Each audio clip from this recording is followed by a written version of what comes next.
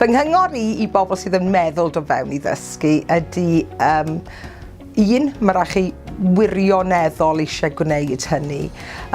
Fel rhywun â gyrfa gwahanol cyn do fewn i ddysgu, dwi yn cael modd i fyw o fod gyda'r plant a'r disgyblion bob dydd. Ond rhaid cofio mae hi yn swydd anodd a heriol, ond mae be ydych chi'n gael nôl i fi gan waith gwell. Rwy'n sydd o fewn i ddysgu bod mor bositif a sy'n bosib.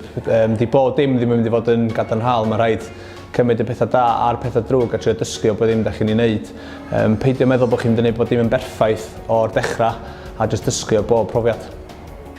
Dwi'n teimlo mae rhaid chi fod yn angerddol tuag at eich pwnc a mae rhaid chi drosglwyddo'r angerdd yna i'r dysgwyr sydd o'ch blaen chi felly.